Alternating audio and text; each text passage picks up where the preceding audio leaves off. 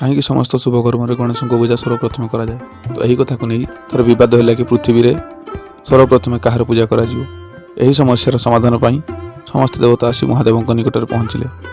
यही बदर समाधान पाई महादेव एक प्रतियोगितार आयोजन कले एवं समस्त देवता को संपूर्ण ब्रह्मांडर परिक्रमा कहले जी यही परिक्रमा सारी सर्वप्रथम आसी मो निकट में पहुँचो ताकू ही पृथ्वी व धरित्री सर्वप्रथम पूजा करा जिवो।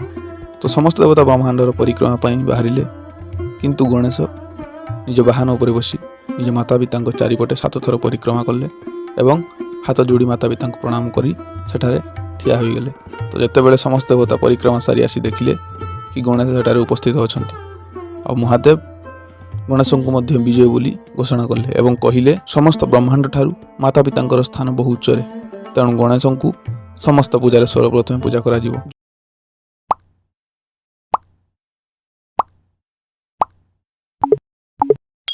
आसतु जानिबा गणेश चतुर्थी दिन केउं 3टी काम करिया अनुचित। गणेश चतुर्थी दिन भूल रे भी एही 3टी काम करंतु नाही। नंबर 1 तुलसी प्रयोग। गणेशଙ୍କ पूजा तुलसी चढ़ाइबा अर्थात तुलसी पूजा करने वर्जित। कारण जेतेबेले तुलसी प्रस्ताव गणेशଙ୍କ ପାଇଁ आसीथिला तो गणेश तुलसी विवाह प्रस्ताव को मना कर देइथिले, जहाँपर माता तुलसी भगवान गणेश को 2टी विवाह करिवार अभिशाप देइथिले। तेणु एथिपाई गणेशଙ୍କ पूजा तुलसी अर्पण वर्जन अटे। नंबर 2 चंद्रमांकर दर्शन। गणेश चतुर्थी दिन भूल रे भी चंद्रमांकर दर्शन करिया उचित नुहे। एमिति करिया द्वारा चंद्रमा देखिथिया व्यक्ति उपरे मिछ आरोप लगा जिवो, अर्थात दोषी न होई मध्य सही व्यक्ति उपरे दोष लदा जिवो। कहिबाकू गले जीवन रे एक प्रकार कलंक लगी जिवो। आउ जदि भूलवशतः कौन व्यक्ति चंद्रमांकर दर्शन करनियंती ताहेले सही व्यक्ति कृष्ण सामंतक कथा को पढ़ंतु बा शुणंतु, एहा द्वारा गणेश सही व्यक्ति को क्षमा कर देबे। नंबर 3 धला रंग वस्त्र प्रयोग।